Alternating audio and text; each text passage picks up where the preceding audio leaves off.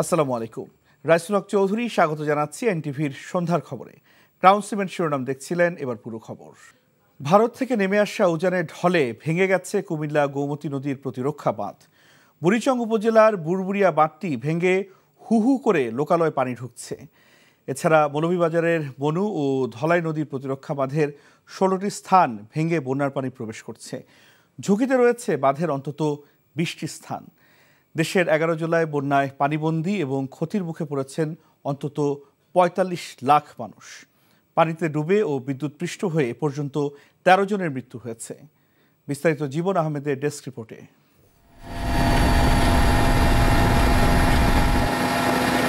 পাখির চোখে বাংলাদেশের বন্যার চিত্র।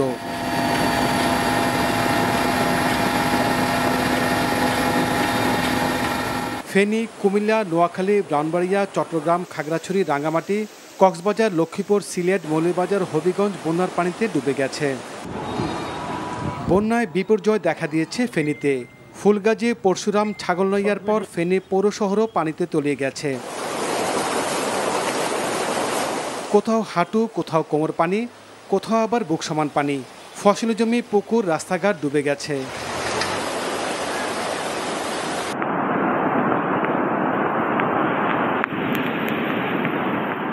মৌলভীবাজারের মনু ও ধলাই নদীর 16টি স্থানে বাঁধ ভেঙে হু হু করে বন্যার পানি ঢুকছে। এতে প্লাবিত হচ্ছে নতুন নতুন এলাকা। ঝুঁকিতে রয়েছে বাঁধের 20টি স্থান। বন্যায় জেলার 2 লাখেরও বেশি মানুষ পানিবন্দী রয়েছে। বন্যা কবলিত এলাকায় খাবার ও বিশুদ্ধ পানির সংকট দেখা দিয়েছে। বিচ্ছিন্ন রয়েছে সড়ক ও রেল যোগাযোগ। আমরা সকাল থেকে এখন পর্যন্ত প্রায় 20 ফ্যামিলির উপর মানুষ উদ্ধার করেছি, প্রায় 80 জন মানুষ হবে। আর আমাদের গ্রাম এটা না, আমরা মুন্সিবাজার মেদিনীমল থেকে এসেছি মানুষ উদ্ধার করার জন্য। এই নিচ থেকে অনেক মানুষ আমরা উদ্ধার করছি। ওখানে আরও মানুষ রয়েছেন, ছোটো বাচ্চাগুলো রয়েছে, বেমারি মানুষ রয়েছে, আমরা ওখানে তারা উদ্ধার করার যাইলাম। ব্রাহ্মণবাড়িয়ার 3 উপজেলার নিচু এলাকার পরিস্থিতি ভয়াবহ। আখাউড়ার 5 ইউনিয়নের 36টি গ্রাম, কসবার 3 ইউনিয়নের 26টি গ্রাম, বিজয়নগরের 4টি গ্রাম সহ 17টি গ্রাম পানিতে তলিয়ে গেছে। বানভাসী মানুষের সহায়তায় কাজ করছে স্থানীয় প্রশাসন, সেনাবাহিনী, নৌবাহিনী, বিমান বাহিনী, ফায়ার সার্ভিস সহ বিভিন্ন স্বেচ্ছাসেবী সংগঠন।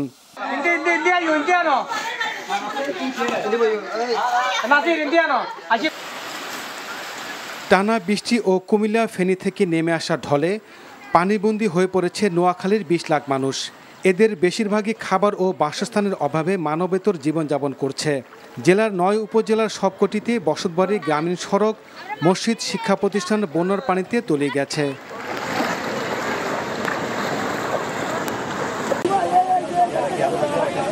কুমিল্লায় ভেঙে গেছে গোমতী নদীর বাঁধ। প্রবল বেগে লোকালয়ে প্রবেশ করছে পানি। বাঁধ ভেঙে যাওয়ার পর আশপাশের মসজিদে মাইকিং করা হচ্ছে স্থানীয় বাসিন্দাদের নিরাপদ দূরত্বে চলে যাওয়ার জন্য। স্বেচ্ছাসেবী সংগঠনের কর্মীরাও সাধারণ জনগণকে নিরাপদ স্থানে নিয়ে যেতে সহায়তা করছেন।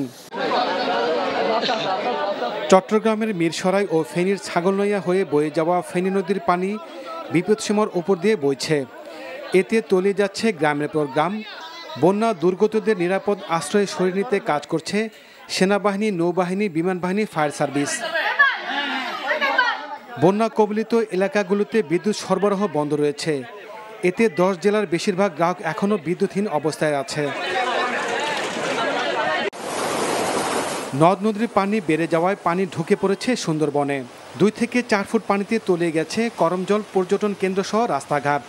পশুসহ অন্যান্য নদ নদীর পানি বিপদসীমার উপরে থাকায় পানি ঢুকে পড়েছে বনের অভ্যন্তরে। জীবন আহমেদ, এনটিভি নিউজ ডেস্ক। ফেনীতে আছেন আমাদের সিনিয়র করেসপন্ডেন্ট নিয়ামুল আজিজ সাদিক। সেখানকার সার্বিক বন্যা পরিস্থিতি ও উদ্ধার তৎপরতার সর্বশেষ খবর জানিয়েছেন তিনি। ফেনীর এখন যে পরিস্থিতি সেটা কিন্তু ভয়াবহ মানবিক বিপর্যয় বললেও কম বলা হবে। কারণ ছাগলনাইয়া, পরশুরাম, সোনাগাজী এসব জায়গাগুলোতে সাধারণ যে মানুষরা এখনো আটকে পড়ে আছেন তাদের উদ্ধারের তৎপরতা আমরা সেই অর্থে দেখিনি। সকালবেলা আমরা বেশ কয়েকটি জায়গায় গিয়েছি, সেখানে দেখেছি অনেক মানুষ তাদের আটকে পড়ছেন এবং তারা বলছেন যে তাদেরকে যেন খুব দ্রুত উদ্ধার করা হয়। কিছুক্ষণ আগে আমরা যেটি দেখেছি, মহিপালে সাধারণ মানুষরা এসে তাদের যে স্বজনরা তারা এখন পর্যন্ত নিখোঁজ রয়েছেন তাদের জন্য তারা অত্যন্ত কাতর অবস্থায় অনেকে কান্না করছেন এবং বলছেন যে কোনোভাবেই যেন এই অবস্থা থেকে তারা ফিরে না যান, তাদের যে আত্মীয় স্বজন তাদেরকে না নিয়ে। এবং সেই অবস্থার জন্য তারা যে আইন শৃঙ্খলা বাহিনী, বিজিবি রয়েছে এবং অন্যান্য যে বাহিনী রয়েছে, ফায়ার সার্ভিস রয়েছে, তাদের প্রতি আকুল আবেদন জানিয়েছেন যে তাদের অবশ্যই যেন তাদের যে স্বজনরা আছে তাদেরকে যেন উদ্ধারের জন্য কার্যকর ব্যবস্থা নেওয়া হয়। শামিয়ামুল আজিজ সাদেক, এনটিভি নিউজ, দাগনভূঞা, ফেনী। কেউ বুক পানিতে, কেউ বা হাঁটু পানিতে দাঁড়িয়ে ঘন্টার পর ঘন্টা অপেক্ষা করছে একটু সাহায্যের আশায়। বানের তোরে জীবনের ঝুঁকিতে থাকা ঘরহারা বন্যার্তদের চোখে মুখে নিদারুণ আকুতি, শঙ্কা আর অজানা আতঙ্ক। হেলিকপ্টারে দুর্গম এলাকায় ত্রাণ বিতরণ করেছে বিমান বাহিনী। ত্রাণের উপর হুমড়ি খেয়ে পড়ছে মানুষ। রনি রাহানের ক্যামেরায় হাসান মাহমুদের রিপোর্ট।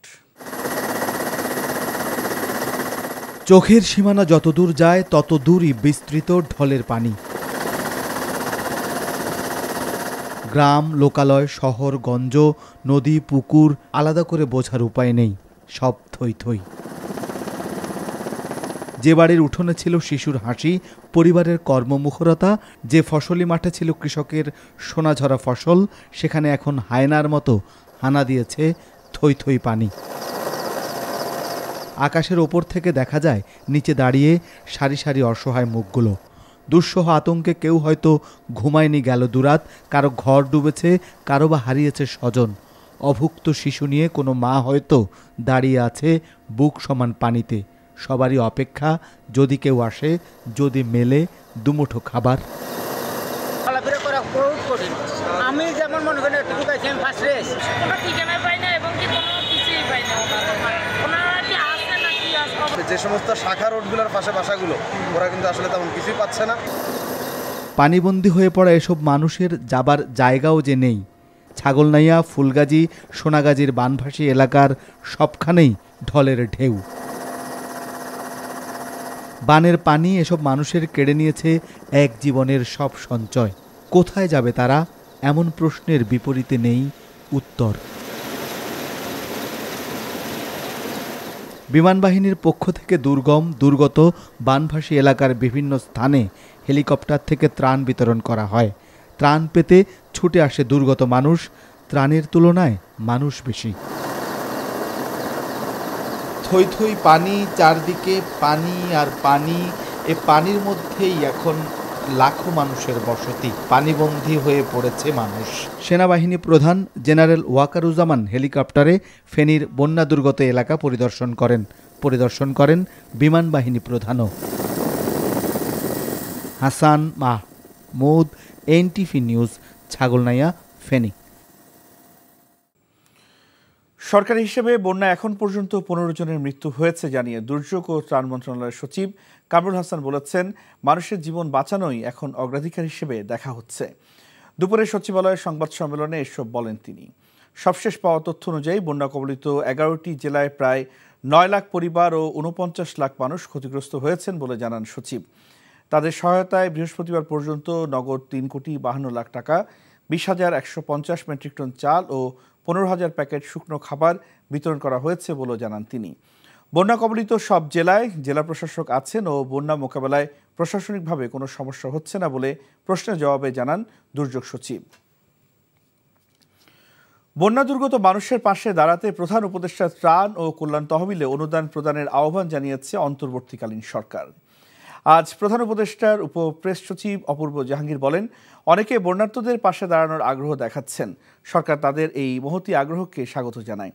আগ্রহী ব্যক্তিরা অনুদান পাঠাতে পারবেন এই হিসাবের মাধ্যমে। প্রধান উপদেষ্টা ত্রাণ ও কল্যাণ তহবিল, হিসাব নম্বর 010733300409 সোনালী ব্যাংক কর্পোরেট শাখা, প্রধান উপদেষ্টার কার্যালয়।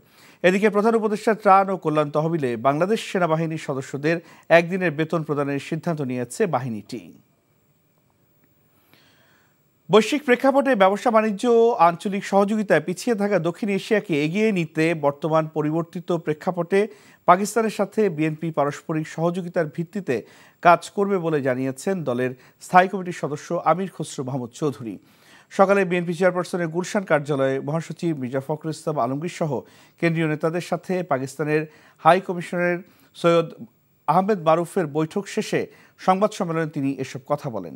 তিনি আরও বলেন, বৈঠকে দুদেশের মধ্যে ব্যবসায়িক, অর্থনৈতিক ও কূটনৈতিক সম্পর্ক নিয়ে আলোচনা হয়েছে। আঞ্চলিক ব্যবসা বাণিজ্য সহ সব ধরনের সম্পর্কের ক্ষেত্রে আগের সরকারের সব দেশের সাথে লেভেল প্লেইং ফিল্ড ছিল না জানিয়ে আমির খসরু বলেন, এখন থেকে পারস্পরিক সহযোগিতার ভিত্তিতে কার্যক্রম পরিচালনা করা হবে। বিশেষ করে দক্ষিণ এশিয়ার রিজিয়নটা সবচেয়ে লিস্ট ইন্টিগ্রেটেড, সবচেয়ে কম আঞ্চলিক সহযোগিতায় আমরা সবার পিছনে আছি কিন্তু বিশ্বের। আমরা সেটাকে কিভাবে এগিয়ে নিয়ে যাব? পৃষ্ঠপোষকতার একটা ব্যবসা বাণিজ্য ছিল, পৃষ্ঠপোষকতার অর্থনীতি ছিল, যার কারণে কিছু লোক লাভবান হয়েছে, লেভেল প্লেইং ফিল্ড ছিল না। তা আমরা আলোচনা করেছি বাংলাদেশে আমরা লেভেল প্লেইং ফিল্ড এখন হতে যাচ্ছে, এবং এই লেভেল প্লেইং ফিল্ডে কম্পারেটিভ অ্যাডভান্টেজের ভিত্তিতে যাদের যেখানে অ্যাডভান্টেজ আছে সেখানে আমরা একে অপরের সাথে সহযোগিতা করব। ক্ষমতাচ্যুত প্রধানমন্ত্রী শেখ হাসিনার বিরুদ্ধে সাভার মডেল থানায় হত্যা মামলা দায়ের করা হয়েছে। এছাড়াও ধামরাই থানায় আরও একটি হত্যা মামলা দায়ের করা হয়েছে। দুটি মামলায় আসামি করা হয়েছে 208 জনকে। গত 5 অগস্ট বৈষম্য বিরোধী ছাত্র আন্দোলনে ঢাকা কমার্স কলেজের একাদশ শ্রেণীর ছাত্র আব্দুল আহাদ সৈকতকে গুলি করা হয়। এই ঘটনায় তার বাবা নজরুল ইসলাম বাদী হয়ে শুক্রবার সকালে মামলাটি দায়ের করেন। মামলায় শেখ হাসিনা ছাড়াও ওবায়দুল কাদের, আসাদুজ্জামান খান কামাল, মোহাম্মদ এ আরাফাত ও ডাক্তার এনামুর রহমান সহ 126 জনকে আসামি করা হয়। এই তালিকায় আছে 3 সাংবাদিকের নামও। এদিকে আফিকুল ইসলাম সাদ নামে এক ছাত্র হত্যার ঘটনায় তার নানা আজিমউদ্দিন বাদী হয়ে ধামরাই থানায় হত্যা মামলা দায়ের করেছেন। এই মামলায় বেনজির আহমেদ সহ 82 নেতাকর্মীকে আসামি করা হয়েছে। বাংলাদেশের পূর্বাঞ্চল এবং দক্ষিণ পূর্বাঞ্চলের 10 জেলায় ভয়াবহ হঠাৎ বন্যার জন্য দায় পুরোপুরি ভারতের, এমনটাই বলছে ত্রিপুরা ও ভারতীয় গণমাধ্যম। ত্রিপুরার গোমতী জেলা প্রশাসক তরিৎকান্তি চাকমাও বলেছেন, ডুম্বুর বাঁধে 2টি ফ্লাপ গেটের পুরোটা এবং একটি গেট আংশিক খুলে দেওয়া হয়েছে। আরও জানাচ্ছেন রানা মঞ্জুর। বাংলাদেশের পূর্ব সীমান্ত থেকে ভারতের ত্রিপুরার গোমতী জেলার ডুম্বুর বাঁধের দূরত্ব মাত্র 120 কিলোমিটার। 1974 সালে এই ডুম্বুর বাঁধ আন্তর্জাতিক সব আইন লঙ্ঘন করে এবং আন্তর্জাতিকভাবে স্বীকৃত মানবিক সব অধিকার পদদলিত করে বাংলাদেশ দিয়ে বয়ে চলা নদীর উজানে ভারত নির্মাণ করে। হঠাৎ করেই বুধবার কোনো সতর্ক বার্তা ছাড়া এই ডুম্বুর জলবিদ্যুৎ প্রকল্প বাঁধের আটকে রাখা পানি ছেড়ে দিয়েছে ভারত। এর কয়েক ঘন্টার মধ্যেই তলিয়ে যায় বাংলাদেশের পূর্বাঞ্চল এবং দক্ষিণ পূর্বাঞ্চলের 11 জেলা। কি কারণে হয় নাই? ভারতীয় পত্রিকা scroll.in জানায়, ত্রিপুরার গোমতী জেলার ম্যাজিস্ট্রেট জানিয়েছেন, ডুম্বুর বাঁধে পানি জমে জটিল পরিস্থিতি তৈরি হয়েছিল এবং পানি ছেড়ে দেয়া ছাড়া বিকল্প ছিল না। ত্রিপুরার চিনি খোরাং টিভি জানায়, 21 আগস্ট সকাল 8:35 ডুম্বুর বাঁধের 3টি ফ্লাপ গেটের অন্তত একটি দিয়ে পানি ছেড়ে দেয়া হয়। ত্রিপুরার গোমতী জেলার ম্যাজিস্ট্রেট 21 আগস্ট বুধবার সকাল 8:35 ডুম্বুর বাঁধের ফ্লাপ গেট খুলে দিয়েছেন। ত্রিপুরার পত্রিকাগুলোতেও লিখেছে, গোমতী জেলা প্রশাসক তরিৎকান্তি চাকমা 21 আগস্ট বুধবার জানিয়েছেন, গোমতীর পানি দ্রুত বাড়তে শুরু করেছে। রাত 8:10 জল বিপদসীমার উপর দিয়ে বইছিল।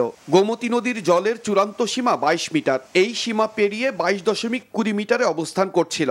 এরপর ডুম্বুর জলাশয়ের তীর্থমুখ বিদ্যুৎ উৎপাদন কেন্দ্রে যে বাঁধ রয়েছে তার 2টি ফ্লাগ গেট সম্পূর্ণ এবং একটি গেট আংশিক খুলে দেওয়া হয়েছে। সেখানে জলের তলের উচ্চতা ছিল 94 মিটার। এতে ত্রিপুরার একটি জেলার 1,500 মানুষ বন্যার্ত হবে। এরপরও বাংলাদেশের পূর্বাঞ্চল এবং দক্ষিণ পূর্বাঞ্চলের 11টি জেলার ভয়াবহ বন্যার দায় নিচ্ছে না ভারত। এরপরও ত্রিপুরার বিদ্যুৎ মন্ত্রী রতন লাল নাথ দিল্লি থেকে ভারতীয় পররাষ্ট্র মন্ত্রণালয় এবং বাংলাদেশের ভারতীয় রাষ্ট্রদূত প্রণয় ভার্মা অসত্য তথ্য দিচ্ছেন এবং দায় নিতে চাচ্ছেন না। অন্যদিকে দিল্লির গদি মিডিয়া জি নিউজ বলছে, ভারত ছাড়ল জল, হাবুডুবু খাচ্ছে Bangladesh. Rana Manjur, NTV international desk. TSC Raju ভাস্কর্যের সামনে আয়োজিত হলো বন্যার্তদের জন্য সহায়তার কনসার্ট জরুরি সংযোগ। সবার জন্য উন্মুক্ত এই আয়োজনের মাধ্যমে সংগ্রহ করা হয় শুকনো খাবার, প্রয়োজনীয় ওষুধ, স্যানিটারি সামগ্রী সহ নগদ অর্থ। রিপোর্ট করছেন কায়কোবাদ মাহমুদ।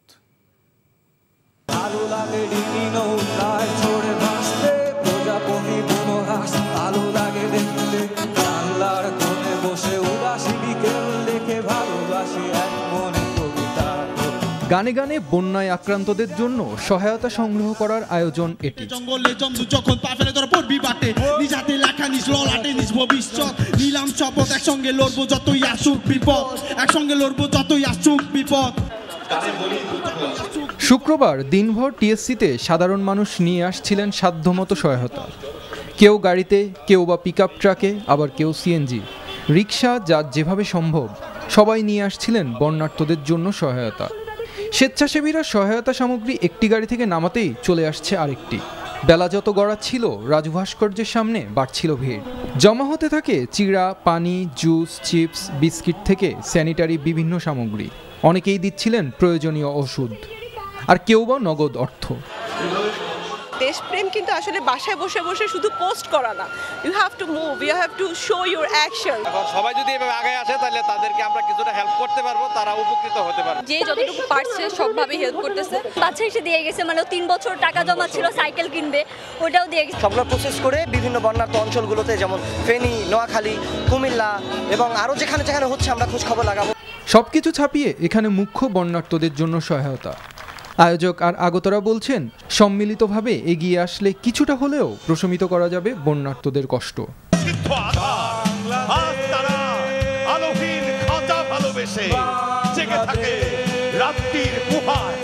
Kaykobad Mahmud, NTV news, Dhaka. রাজধানীর নিউ মার্কেটে ব্যবসায়ী আব্দুল ওয়াদুদ হত্যা মামলায় গ্রেপ্তার ওয়ার্কার্স পার্টির সভাপতি ও সাবেক মন্ত্রী রাশেদ খান মেননের 5 দিনের রিমান্ডের আদেশ দিয়েছেন আদালত। শুক্রবার বিকেলে ঢাকার মেট্রোপলিটন ম্যাজিস্ট্রেট মোহাম্মদ আলী হায়দারের আদালতে রিমান্ড মঞ্জুর করেন। দুপুরে তাকে ডিবি কার্যালয় থেকে প্রিজন ভ্যানে আদালতে আনা হয়। মামলার তদন্ত কর্মকর্তা 10 দিনের রিমান্ড আবেদন করলে আদালত 5 দিনের রিমান্ডের অনুমতি দেন। গত 22 আগস্ট রাজধানীর গুলশান এলাকা থেকে তাকে গ্রেপ্তার করে ঢাকা মহানগর গোয়েন্দা পুলিশ। আওয়ামী লীগ নেতৃত্বাধীন 14 দলীয় জোটের অন্যতম শরিক দল ওয়ার্কার্স পার্টি। আওয়ামী লীগ আমলে তিনি প্রথমে বেসামরিক বিমান পরিবহন ও পর্যটন মন্ত্রী এবং পরে সমাজ কল্যাণ মন্ত্রীর দায়িত্বে ছিলেন। গেল সপ্তাহে নিম্নমুখী থাকার পর এবার বাড়তে শুরু করেছে সবজিসহ বিভিন্ন পণ্যের দাম। রাজধানীর বাজারে কাঁচামরিচের দাম কেজিতে 40 থেকে 50 টাকা বেড়ে বিক্রি হচ্ছে 280 থেকে 300 টাকায়। কিছুটা বাড়তি দরে বিক্রি হচ্ছে বিভিন্ন ধরনের সবজি, তবে কিছুটা কমেছে সোনালী মুরগি, আলু ও পেঁয়াজের দাম। এক সপ্তাহ ধরে কিছুটা দাম বিক্রি হচ্ছে ব্রয়লার মুরগি। এছাড়া ফার্মের বাদামি ডিম প্রতি ডজন 150 থেকে 155 টাকায় বিক্রি হচ্ছে। বাজার মনিটরিং বৃদ্ধি ও ব্যবসার সাথে জড়িতরা সবাই সততার সাথে এগিয়ে আসলেই বাজার নিয়ন্ত্রণ সম্ভব বলে মত ক্রেতাদের।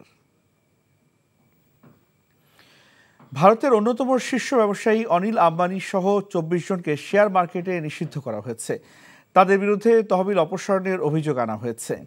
আগামী 5 বছরের জন্য তাদের উপর নিষেধাজ্ঞা আরোপ করা হয়েছে। একই সঙ্গে অনিল আম্বানিকে 25 কোটি রুপি জরিমানাও করেছে ভারতের সিকিউরিটিজ অ্যান্ড এক্সচেঞ্জ বোর্ড। ভারতীয় গণমাধ্যমগুলো বলছে, রিলায়েন্স হোম ফাইন্যান্স থেকে তহবিল সরানোর জন্য অনিল পরিকল্পনা করেছিলেন বলে অভিযোগ রয়েছে। নিষেধাজ্ঞার কারণে আম্বানি সহ বাকি ব্যবসায়ীরা সিকিউরিটিজ মার্কেটে প্রবেশ করতে পারবেন না। এছাড়াও যে কোনো ধরনের বন্ড কেনা, বিক্রি বা এই সংক্রান্ত কোনো লেনদেনও যুক্ত হতে পারবেন না। এই ছিল সন্ধ্যার খবরে। এই খবর ভিডিও আপডেট জানতে ভিজিট করুন এনটিভি অনলাইন www.ntvbd.com। এছাড়াও এনটিভি জনপ্রিয় সব অনুষ্ঠান ও খবরে আপডেট জানতে ভিজিট করুন আমাদের ইউটিউব ও ভেরিফাইড ফেসবুক পেজ। রাত 10:30 রাতের খবর দেখার আমন্ত্রণ রইল। ধন্যবাদ সবাইকে।